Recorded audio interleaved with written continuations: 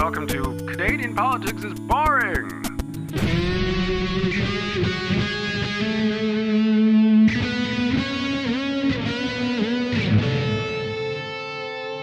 Welcome to another terribly exciting episode of Canadian Politics is Boring.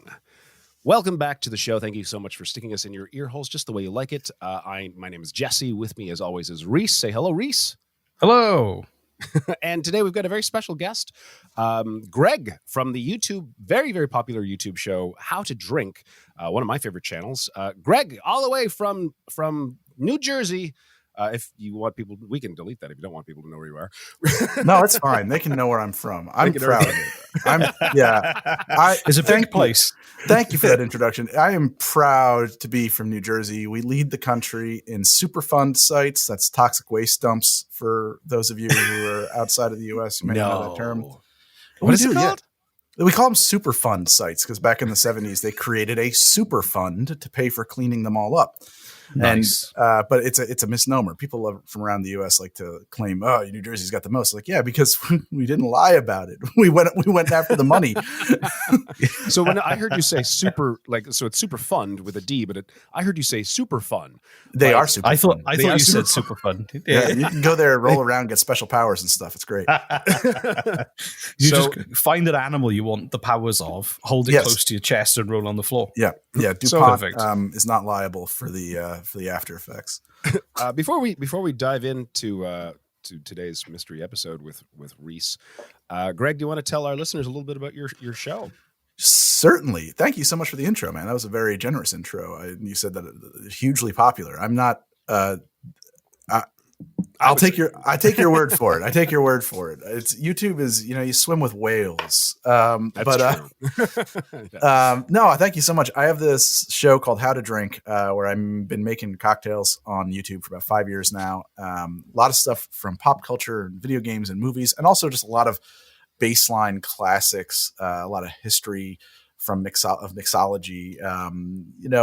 Nothing better and more fun than having to give your bio on the spot. It's my favorite part of my life. Elevator pitch. Yes. But yeah. You have a really cool set. Everything looks amazing and really classy on your site, and it's really you're really engaging as well. Well, thank you. Well, I'll tell you the thing that I wanted it to be when I started it off, because I had a little bit of background in tabletop commercial production. I was like, well, what if we made it because there was some stuff online that was very pretty, but took itself very seriously. And then there was some stuff that didn't take itself very seriously, but they had no production values. And I was like, well, what if we made it very pretty, but didn't take it very seriously at all? And that was kind of the nexus point of. I think it works. Yeah, thank you. That's kind of how we do our show. We're just two idiots with microphones. It's great. We talk about a topic that is inherently boring. So yours is the opposite. Yeah, exactly. Reese, what do you got for us today? We're over the border in Canada. Greg, you're over the border in the USA. And since you're kind of an expert in alcohol and drinks, this episode is called King Canada and the Prohibition Startups, and it's all about the cross-border trade of illicit alcohol during Prohibition. Oh my God, yes. Yeah. Do you know much? Any of you know much about it? I don't. No boy. I really feel like as I frantically Google, I should know more than I do. Let me tell you what I know. I know that certainly a lot of illicit alcohol entered the U.S. from Canada. That Prohibition is credited with. I'm blowing up your show right now. We'll cut this out. Don't find it on Wikipedia because that's what I'm drawing from. I was to say, Prohibition is credited with the popularity of Canadian whiskey in the U.S. throughout much of the 20th century because it's where we were getting the whiskey from. Oh, cool. But I don't know how true that is. With a lot of that, there's so much mythology and mythologizing, which is a word that is tough for me to wrap my mouth around Prohibition and mixology and cocktails in general, that it's tough sometimes to know what you don't know. One of the common myths I've always heard, or that you'll hear a lot, is that, well, cocktails, those come from Prohibition because we couldn't get good hooch. and so people had to mix them up to make them palatable. But that's absolutely not true. Like the Really? golden age, the golden age of cocktails is the 1860s. That's when Jerry Thomas and his fellow luminaries were. I mean, the celebrities of their age. People would come from miles around. It was like when you went to New York, a stop at the Jerry Thomas bar, the Exchange, was like on the list. It was in the travel guide. You got to see this guy make drinks, and that's that's what 70 years, 60 years before. I can't add. So, as evidenced by my questions about the scheduling of this event, right? Yeah. I've got a question for you. Why are they called cocktails? Yeah, that's the etymology there is hotly debated in the drier mixology circles. So one story I've heard is that it actually comes from possibly, I want to say Irish, or English, and each of those groups of people are offended at me now for saying it could be one or the other. But an expression that had to do with selling horses, and this is going to get a little bit graphic. I know. Graphic. That's all what our show is all about. Yes. So horrifying graphic. One thing about a cocktail is that not all mixed drinks are cocktails. Like traditionally speaking, a cocktail is a combination of spirit, water, sweetness, sugar, and some kind of bitters. Bittering agent is really important there. And they were considered medicinal tonics to have at breakfast to start your day up. Yes. Yeah. That's what I always say. That's what I tell my kids. Yeah. And it was supposed to your kids a lot. and so they were eye openers. They were kind of corpse survivors. And so there is this theory that comes from an expression or practice of jamming some freshly shaved ginger up the ass of a horse you were selling to make it hold its tail up, so it looked like a young spry horse that wasn't on death's door to cock its tail. So there is some people who say that. I've also heard a lot of people say no. There's no possibility that that's true. I have to try that with my dog. He's a bit tired. Yeah. That's oh my God. That is my favorite etymology, and also the only one that I can remember at the moment. So we're going to go with that one. I think that's a good one. Let's go with that one. That's history now. Yeah, I'm going to shove some ginger up my ass tomorrow morning, wake myself up. That's going to be go for a jog. Yeah, go for a jog. Guys, you might there are. There are places where that is a common practice. No places I've ever been, but I have awareness. I'm just letting you know that you may be attracting an unusual fan base if you go down this route on your show. Right. Well, maybe it'll come up. It won't, but anyway. I don't know what I did in some episode of How to Drink, but I probably a solid 18% of How to Drink fans on Twitter, at least, are furries. I don't mind it. I don't know why they like my show so much. I don't know what I did. I'm not exaggerating at all.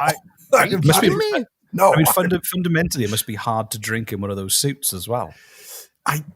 Yes. I asked about this, and they said, well, because we love drinking.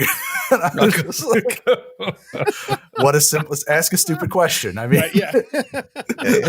Exactly. Furries. That's amazing. Yeah. Maybe 18% of all the population are furries anyway.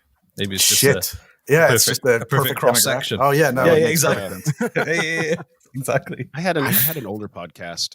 It didn't have a lot of listeners, but suddenly, out of nowhere, like 80% of my listener base, an extra 200 people per month, came out of nowhere. And I looked at the statistics. I'm like, oh, they're all from France for no reason whatsoever. I had like an extra 200 listeners in France out of nowhere for months. Like, the Jerry Lewis phenomenon. Yeah, it was very strange. It was very strange. That's really weird. So, Reese, before we go off on incredible tangents as we tend to do, why don't you educate us? Or educate me. Greg probably knows all about this, I'm sure. So all right, in 1920, the 18th Amendment was passed by the United States Congress, where they kind of caved into all the temperance groups who believed that the banning of alcohol sales and distribution would stop people from spending all their money drinking, wasting their lives, and help them focus on the better things in life, like being sober, apparently. Right. So this happened, and it became a federal offense to be involved in any kind of alcohol production or sales or anything at all. So Canada saw an amazing opportunity because they were still getting hammered.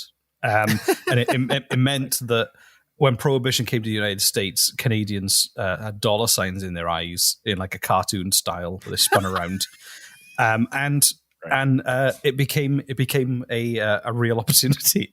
So essentially, smugglers would like kind of load boats with booze, and they'd sneak across the Great Lakes, the St. Lawrence River, under cover of darkness, and then like. Also, other rum runners would travel to Boston from like eastern parts of Canada, or Seattle from western Canada.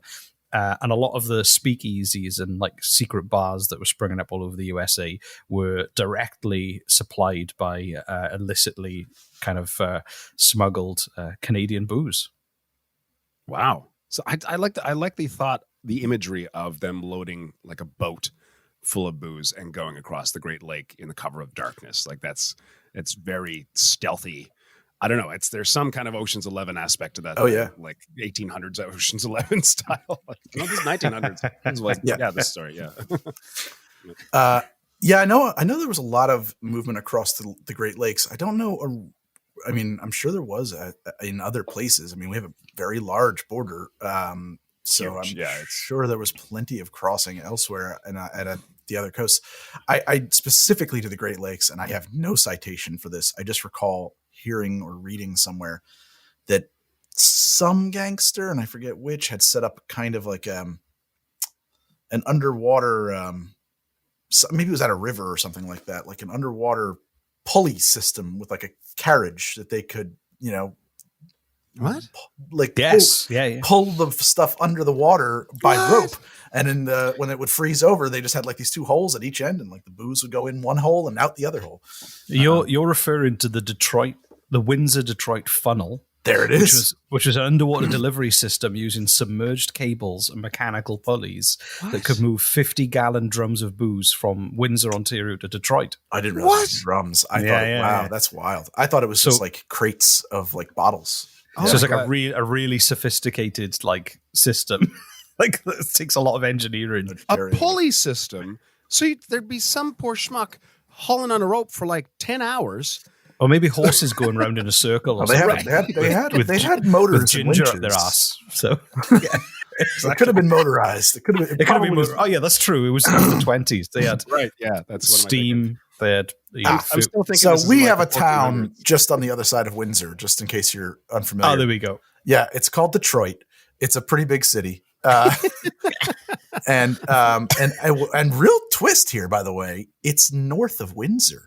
What we didn't know about American. That's weird geography. Yeah. It's a short river. It's not a big. Yeah. I mean, it's amazing. I think the thing is that because like they like in this kind of like system of supply and demand, like a lot of Canadians and Americans saw there was a serious demand and a lack of supply. And it was kind of like they were the kind of tech startups of their age, I guess. They were just thinking outside the box to see how they could feed their demands. Oh, absolutely. Absolutely. Yeah. So like farming and fishing wages were like $35 a month at the time. And in that kind of border area, you could easily earn $400 a month from if you were a captain of a ship that was smuggling, because the booze sold from their cargoes would be $200,000 or more per kind of cargo that was taken across, which is crazy. And you're not even breaking laws in your own country. Like, what are they doing? No, it's not that serious either. It's not like we're going to keep you against their tradition. Like, all right, go back home. Exactly. But then also like the Canadian Customs and Excise Department was being pressurized by the US government, but they were really small. They'd never, they were like, the border wasn't really much of an issue until this point. Right. And also they were more than welcome to take bribes and were seriously corrupt. Oh, of course. But both sides of the border as well, I think. Are you familiar with, and this might be more specific to the U.S. Experience, but are you familiar with the 12 and 3 mile limits? No. So when they first put the Volstead Act together, it was extended in a 3 mile limit around the contiguous U.S. So the what act? Sorry? The law that made Prohibition law, the Volstead Act. The Volstead Act. So you had a 3 mile circle around the United States, beyond which Prohibition didn't exist. If you ever stood on the beach, you can see like 6 or 7 miles. So you could see outside of where it was illegal. So all of these ships these permanent floating ships would just set up anchor, these gambling houses just 3 miles out with high-speed skiffs, and they'd have big neon signs that say, come drink and gamble on the gambling boat, and they would run high-speed skiffs up to the boat, to the beach to bring customers out. That's amazing. You could go out for take a to-go cocktail, buy it at 3 miles out, and enjoy it back on the beach when you get back home. Then they moved it out to 12 miles. Naturally, there was a 3-mile limit cocktail and also a 12-mile limit cocktail. The 12-mile limit is the better drink. The 3-mile limit is not much loved cocktail. But they moved it out to 12 miles, which, it was less visible, but everybody was still doing this. So I'm assuming also that a big portion of, and I do know this, is that there would just be like floating warehouses of alcohol sitting just offshore, just to be ferried in at the moment's notice. They were just out there all the time. And then when Al Capone needed, or not Al Capone because he had his own supply system, but like when somebody needed, we need another couple hundred crates or whatever. Okay, just run a boat in tonight. There's no moon. So, I mean, it was extremely porous. Yeah, that's incredible. It's like a boozy 1920s Waterworld. There's a lot of we talk about Waterworld a lot on this show, Reese. It's a good film. Yeah, it's underrated film. It's time. It was ahead of its time, and its time will come. Someday.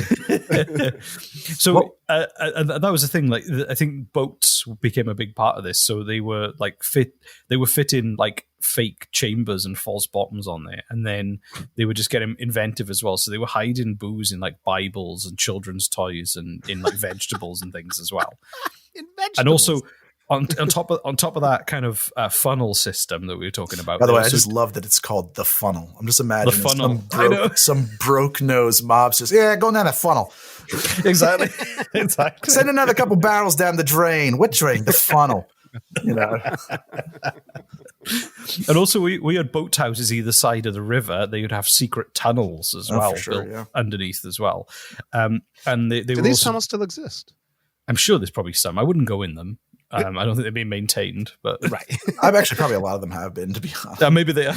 There's a huge network of tunnels underneath Boston that's held over from the Revolutionary War, and it got a lot of use both during fugitive slave, during the what do you call the Underground Railroad. Thank you. Yes, during slavery as a way to hide slaves running from the South, and also got a lot of use again during Prohibition.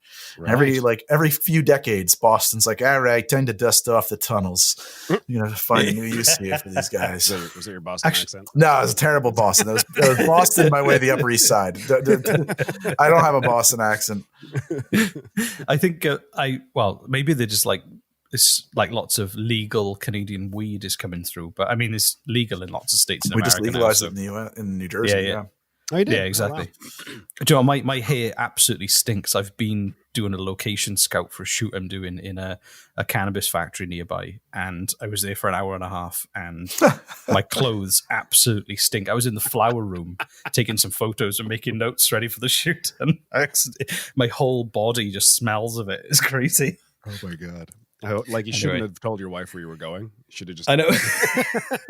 Did you have a good day? Like, that's right. Anyway, I was not aware that your day job was with High Times. I had no idea. I know. Yeah, exactly. So, 75% of all the illegal liquor brought into the United States was from the Detroit River, from Canada. Wow, it's like all of it. 75% is a lot. That's a lot. And a lot of Americans would cross over the border for a good time. For sure. And they go, so you'd have a lot of roadhouses. There was a place called the Island View Hotel just off the Detroit River with its own dock. And yeah, it got quite interesting in the winter as well when the river froze. They used to drive these light cars that were 6-cylinder engines. That had 6-cylinder engines called Whiskey Sixes, and they would just drive them across the ice full of booze to deliver them at night.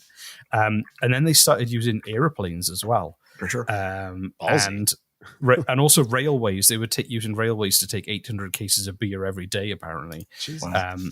So there was a really effective Navy, Air Force, and kind of land army of people running booze in and across.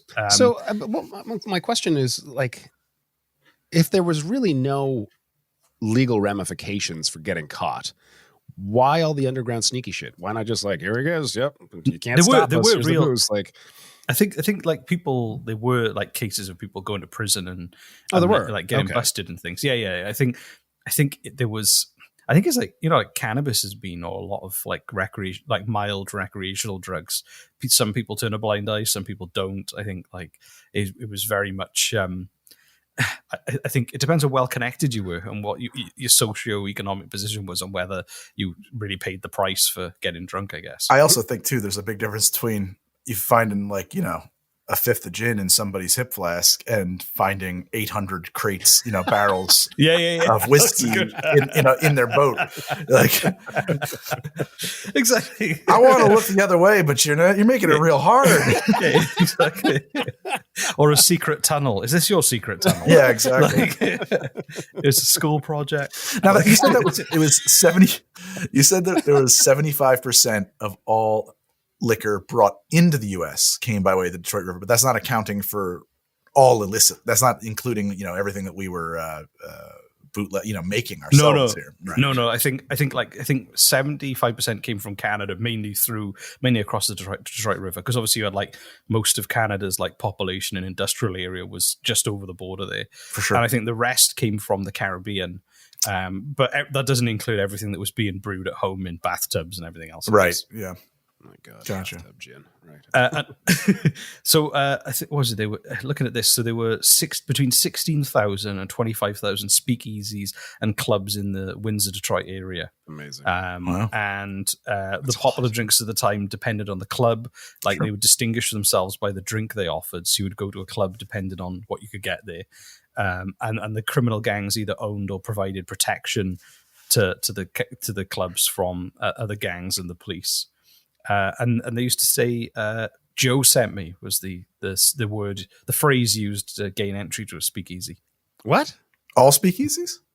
No, just in that area it was a trend where they would say speakeasy in the Detroit area. Okay, Joe sent me was the kind of. Although it's quite easy, I think once you should probably change your secret password on a regular basis, like your Gmail.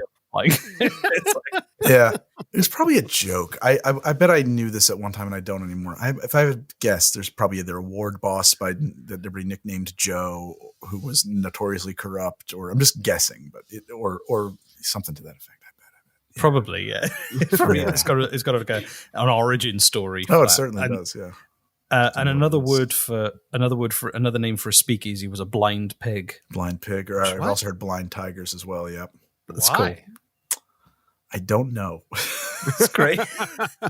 like a lot of slang. If kind of someone comes up with it one day with no real explanation about where it came from. So rot gut. Huska is a prison. There's a couple of other names too, but yeah, blind pig, blind tigers. I've heard both of those. Okay. And everybody knows Al Capone. He's kind of obviously like a legend now. But sure. Canada had his own version of Al Capone. What? Beer Baron. And his name was King Canada, and which is subtle. Yeah. Yes. His real name was Blaise Diazberg.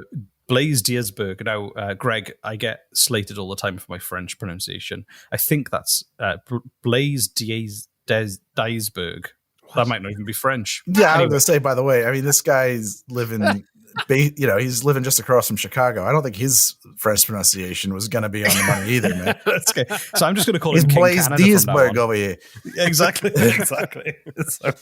So he was a major figure, and he was in direct contact with Al Capone, and they used to do deals together and supply. Yeah. He used to supply him on a regular basis. And King Canada. Did he name himself? Did other people like?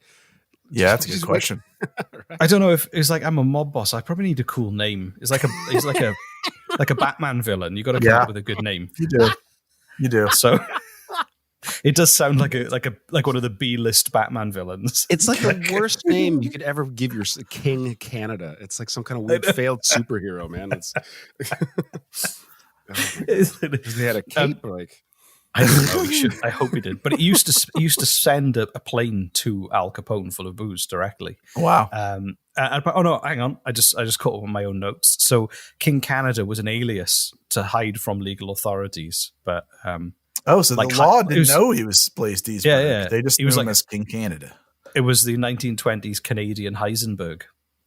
Oh yeah. So I get this reference. Yay! Yay!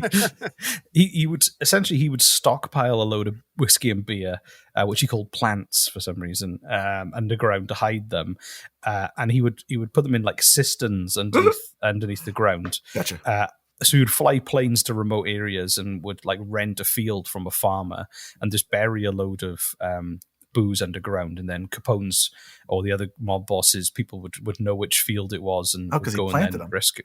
Yeah, exactly. So he so essentially he would be using the fields as like an airfield as well as a storage facility that was, you know, almost impossible for anyone to find. Wow, that guy had it worked out. Yeah, it's a really cool system. How did he retire? We'll get there.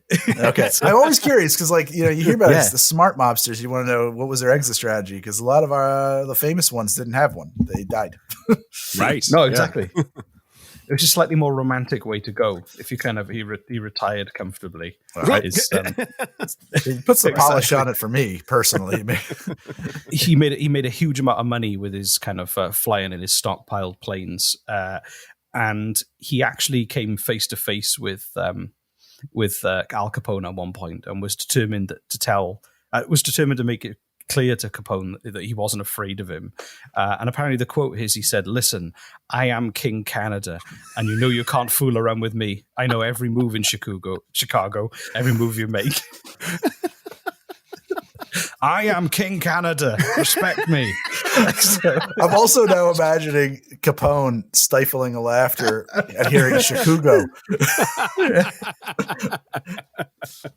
Did he actually say Chicago? No, that was me. No, that was me. I was over-tonguing that. That's a fact now. I wish he should. He pronounced it Chicago, and everyone Chicago. laughed at him Damn it! I meant back. Chicago. Now I look like an asshole. Nobody's going to take King Canada seriously now. Crap. I brought my cape and everything. Fuck. I'm going to rebrand as Duke Canada instead. And apparently he insisted that Capone was a good guy, and that he was actually, he had a lot of respect for him. And he said to him, what do you think I am? Don't you think I know something through the government of what's going on in Chicago? So he was basically just like, it's called Chicago. Chicago. I don't know why he was kind of like felt like he had to put like an alpha personality like to threaten Capone. Yeah. I mean, they were doing a lot of business together. Yeah, maybe Capone had been muscling in on him. You know, one of the things that you said that, like, he said that Capone was a good guy. I'm sure Capone wasn't a good guy, but there's another side of that coin. But I bet the truth is somewhere in between, because, like, you know, you don't. Yeah, being like a sociopathic monster definitely helps, but at the same time, like, people have to be able to do business with you. They have to, like, right. Capone's word has to be worth something. Like, he has to show up with the money and the product when he says, you know what I mean? Like, can't be like every deal with Capone ends in a widespread homicide, you know? Right. Exactly. Nobody would do business with the guy. It would be impossible. Yeah, exactly. So, King Canada was actually using old bomber planes as well that could hold 25 cases of whiskey. So and they're really old bomber he was planes. buying before like World War II. Yeah, exactly. World War I bomber planes where you could like walk across the wings. That's what I imagine. So, why didn't he have a Zeppelin? Oh, Jesus. Oh my God, King Canada totally needed a cape and a Zeppelin. Can you picture? Yeah. On the top going, "You can't catch me, Batman." Yeah, the Zeppelin coming across the border, King Canada standing on top, his cape waving in the wind. You know, "I'm not afraid of you, Capone, and all of you Chicagoans." Just a kid goes, "It's Chicago." Damn. Anyway, but he actually he lived until the 80s. I know he didn't go like. I think Capone is a legend because he obviously died in kind of more exciting circumstances. But syphilis, it's very exciting. Yeah, exactly. As was the tradition of the day. As was. Yeah. Holy hell! It's time for a special announcement.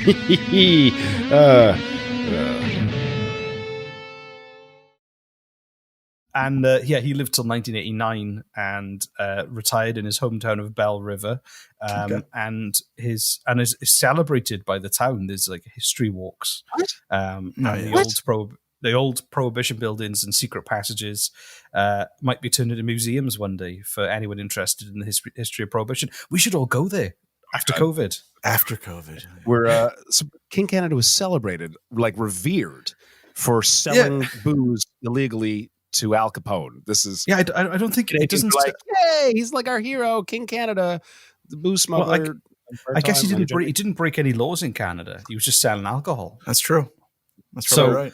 Also, I bet that he if he was breaking them laws, I bet he took real good care of the locals. Yeah. He was probably very popular with chicken in every pot in that neighborhood, I bet. Exactly. Right. Exactly. I never even thought of that. That's a good point, right? But one of my favorite things that I found, and we talked about this earlier, so you suggested about the floating warehouses. Yeah. So there was a prominent rum running vessel called the Malahat, which was a 5-masted schooner that was used to transport lumber around.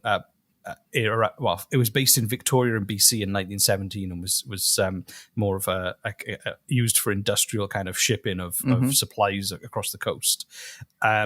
And was then brought into service in World War I. So it was a pretty large ship, a pretty serious ship. 5-masted schooner is no joke.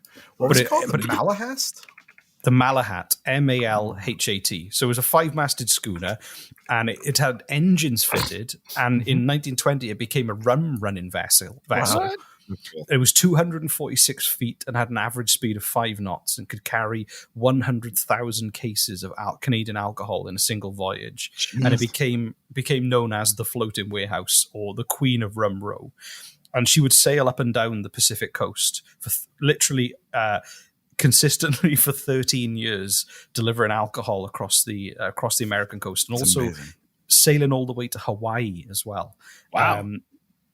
And people say it's like a mystery that it stayed in service for so long, but they said that the reason it didn't get caught was the captain's sister would receive radio transmissions from coastal vessels trying to pinpoint where it was or where the Coast Guard was. So they had this kind of spy network that was essentially letting them know the movements of official government kind of vessels. What?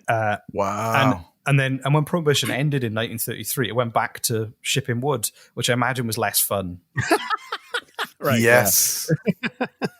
Yes. So there was a network of people who would, like, they knew that the ship was on its route, and they wanted to help just because booze. And so they'd like, oh, that's so fucking cool. Oh my God. So essentially you have this network of people who wanted to get hammered. They wanted a good weekend. Yeah. So they're like, well, of course I'm going to help out. I want the booze to arrive. So, and it was, there was like the big shipping kind of vehicle of his day. So when she actually was in service until 1944, until it eventually sank in the Powell River. But incredible though. It was, again, a bit like Waterworld, but Let's come back. it's to a real. Waterworld. Exactly. Everything gets back to Waterworld. But it kind of is an incredible kind of like idea of like how serious this was. The fact you had this giant kind of ship that was like served in World War One, and that was just went back to his old boring job afterwards. Is 246 feet long, 43-foot beam. This is a big boat. It's crazy. And also you need like a really experienced crew as well. Oh, yeah. A competent captain to sail from Vancouver or Victoria all the way over to Hawaii is pretty impressive. Yeah. You think about the overhead costs of running something like that, Exactly. No and how would they pick it up? Like, would they just come in little skiffs in the cover of darkness to come and get their... Maybe they were going to those offshore kind of party boats and just offload in there, or I don't know, I guess. The easy work. Which is amazing. But then the party ended, or started again, depending on how you look at it. In 1933, Congress passed the 21st Amendment and repealed the 18th Amendment. Huzzah! And the rum runners who were making big money, their lucrative business died overnight. And essentially they had to go back to being farmers and fishermen and cutting down trees, and party was over for them. Yeah. And that was the end of it. So the brief boom of 13 years of illicit alcohol running was over. Goodfellas, no more. Now I gotta wait like everybody else. I'm curious about Prohibition. So was it illegal just to sell it or to have it? To produce it, to sell, transport, produce, I think is what it was. But you could get alcohol for medicinal purposes. That's right. Yeah, you could get a prescription for medicinal booze. No, I'm not kidding at all. And there was a few of our sort of storied distilleries survived Prohibition by producing medicinal alcohol throughout under a government contract. So, it was like some distilleries. What were they prescribing booze for? Nerve medicine. All right. Yeah. It's the same. I mean, it's the same bullshit that we had medicinal weed for. I mean, right. Yeah, anything. That's true. Yeah. I was thinking like if it's not illegal to own it, if it's legal to produce it, to transport it, and to sell it, I'm sure there must have been guys who've tried to figure out ways around that. Like, okay, we've got all this booze in this establishment. We just own it. We didn't make it, and we're not going to sell it to you, but we will charge you a $20 an hour fee for sitting here and just give you as much as you want or something like that. Like, we're not selling you booze, we're selling you the time on your table or whatever. Like, I don't know. So I think they would have seen through that. No, they didn't. I mean, so you have to understand that the places that were doing this were never going to come under the purview of the law anyway, because these were your very, very sort of, pillars of the community gentry kind of establishments. This is the very the upper class. So like one of the most famous cocktails of all time is the Last Word, which is an equal parts mix of maraschino liqueur, gin, lime juice, and and chartreuse. And it did you just name that off the top of your head? Is that it's a cocktail I make all the time. Cool. I'm embarrassed that it took me that long to remember the chartreuse.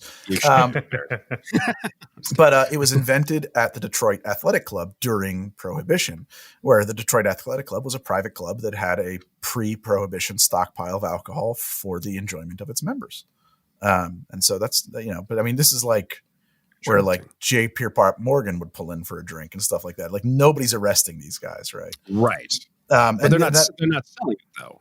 They weren't selling it. No, it was for the enjoyment of the members. But I mean, what does membership cost at a place like that? Who knows? Right. Yeah. Fascinating. And like and specifically J. Pierpont Morgan, I think that's who it was. There's like some legend that like the day like before Prohibition went down, he bought like some 10,000 cases of champagne so that he would not run out.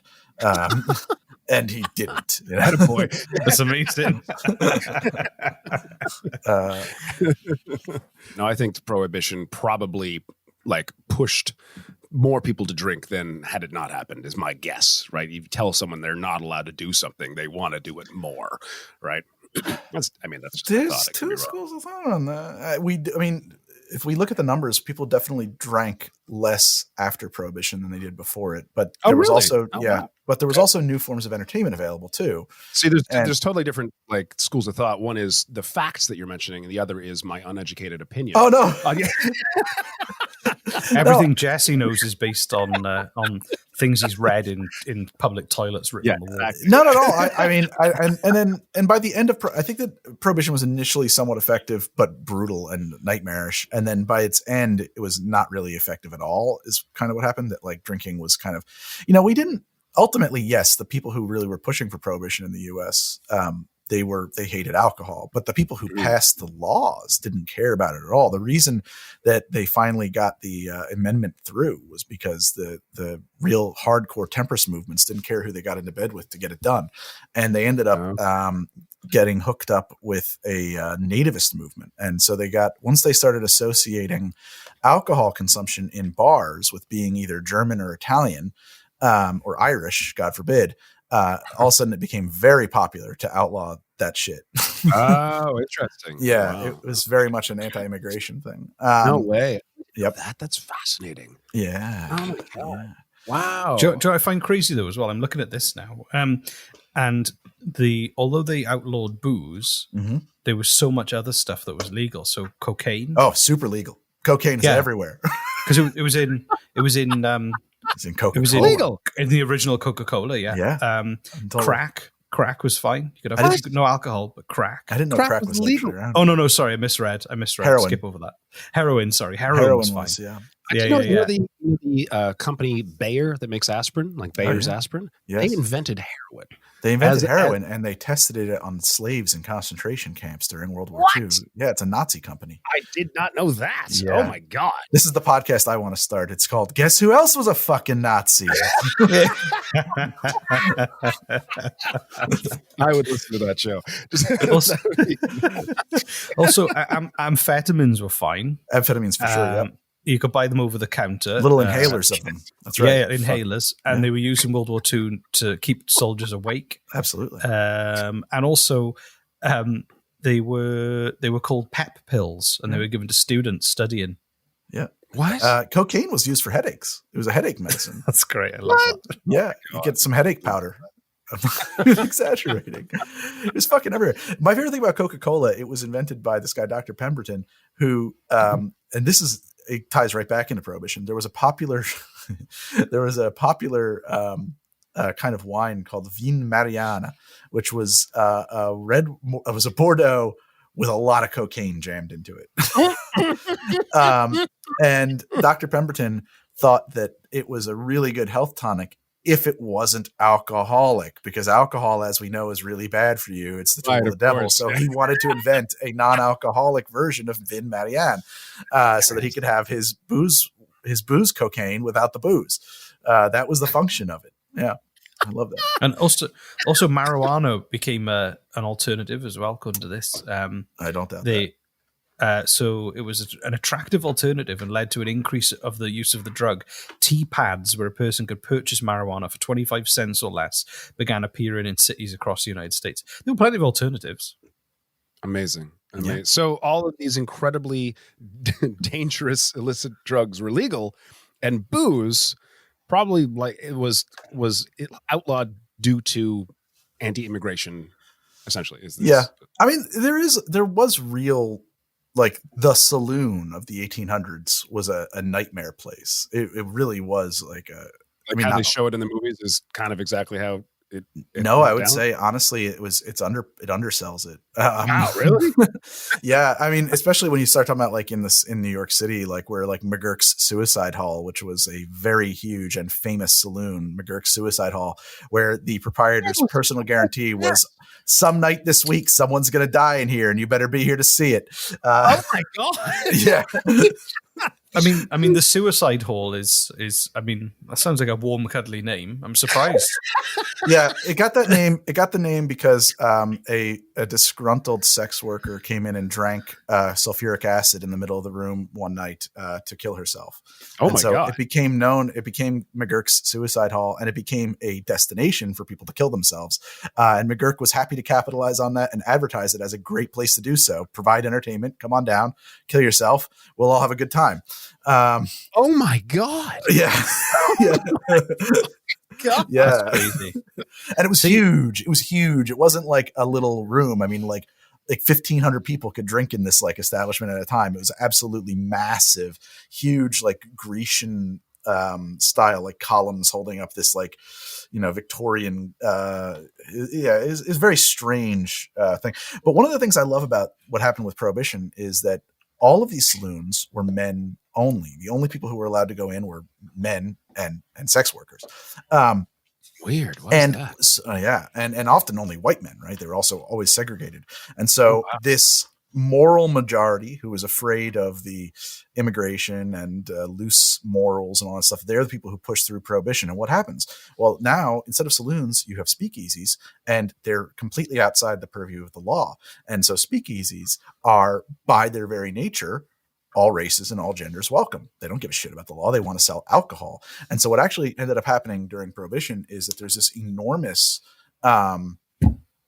intermingling of sexes and races in a way that there never had been in America before. And then if you look at the tail end of Prohibition throughout the 30s, yes, of course, we have the Great Depression, and that might be a factor. But one of the factors from the 30s until probably like basically the end of World War II, there was very powerful leftist political movements here in the US, right? And I think a big part of that had to do with the fact that like all these people were meeting each other in saloons for the first time. I always forget who he married, but who's that composer? Okay, so I have a problem with names. I'm going to remember his name. Cole Porter. Cole Porter married an heiress. It's a true story. When he was a penniless musician who had no prospects at all. She just happened to fall in love with him because she met him in a saloon, in a speakeasy. And like, it's a true story, and it never would have happened otherwise. They never would have crossed paths otherwise. They never would have crossed paths. He would have died a destitute, broke piano player in McGurk Suicide Hall. I love the idea that everyone got hammered together and it started a new social movement in a country because they'd all been drunk, they'd all like fallen out of the speakeasy, right, gone looking for something to eat together. It's just it's great. That's the best way to break down barriers. I think it get was hammered. Exactly. Yeah, and it's all because of King Canada. All because of King Canada. Right back to because of King Canada. As FDR said when he got elected, what America needs now is a drink. Exactly. So, as Joe Biden said, America needs a nap, I think. The last 4 years. Yeah. I'll take it. I'll take the nap. I'll take a nap. I think the world needs a nap, I think. After 4 years of living under extreme stress, when it releases, you're like, oh shit, I didn't even realize I had a broken back. I had no idea you fixed it. Oh my God. That lasted about 4 hours. So back to feeling.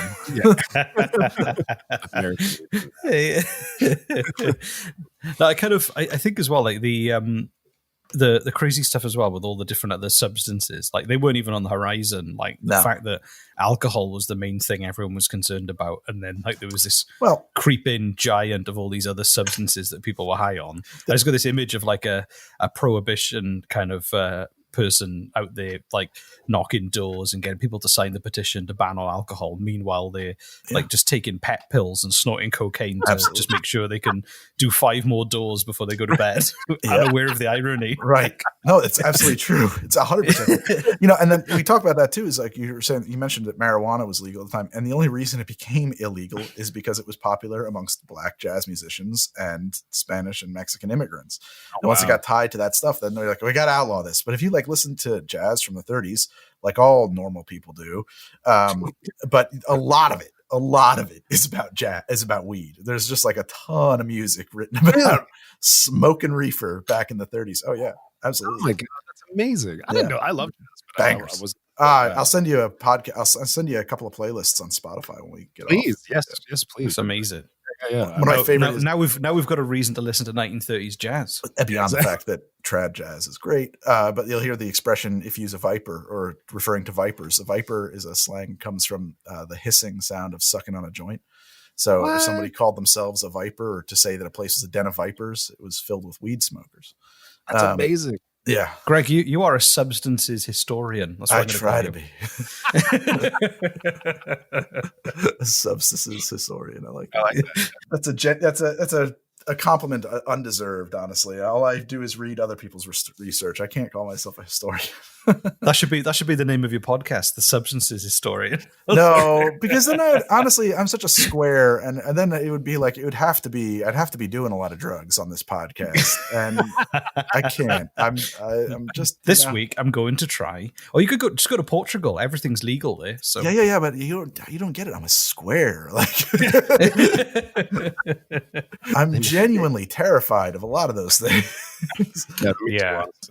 Especially because like you don't know where he's come from or has been mixed with. It's always very... like, oh, but don't you want to have altered experiences and expand your mind? I'm like, no, I don't. I want to watch reruns of The Office on Netflix. Thank you very much. Power to you, but man, no.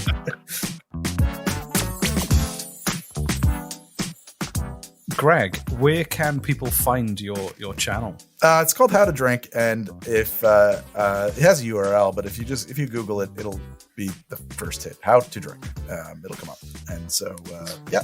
And you're on Twitch as well, yes? I guess I am on Twitch. I should talk about that. I'm on Twitch. I'm probably going to have to hop over to Twitch right after I get off of this. Actually, I'm at twitch.tv/Greg from HTD. Unifying the brand there. I'm going to sound square. I've never been on Twitch, so I don't quite know what it is. But... it's a very okay. So it popped up about 5 years ago. It is the strangest phenomenon in the world. Where it's UHF. It's like UHF. Yeah, that's a great example. Yeah. It's people watch other people play video games, but more than that, they will pay you to watch you play video games. Yes, they will. It's and it's like when it first came out, I'm like, oh, this is a new fad. This isn't going to last at all, and it's just kept growing. I'm like, how is this a thing? It's I used to Twitch for fun, not professionally, just for shits and giggles, and I'm like, how is this a thing? How are people wanting to watch me play video games all the time? It's very strange. Well, and it's But not it's a thing. all. When I said it was UHF too, 80 or 90% of it is video games, but it's not all video games. Like I when I'm on Twitch, a lot of times I'm just standing in my bar conversing with guests and making drinks and taking suggestions. Oh yeah, no, that's and answering true. That's true. questions. Yeah. Doing all kinds of That sounds more appealing to me, though. That's kind of quite social. There is a lot of more social stuff on there, and there's a lot of I love it because I get to just like talk to the fans like in real time. Right. God, I hate that phrase just escaped my lips. The fans. I get to talk to the fans. Oh my God, what a pompous asshole. That's awesome. You've got over 1 million subscribers. I think you have some fans. I think it's okay. I think it's okay for you to own that. That's okay. Yeah, I don't like to objectify them in that way. Like it's like my public awaits. It's just I don't know. And Reese, my other friend Reese, he once told me that his father was on Twitch, and his father was in his late 70s, I think. It's amazing.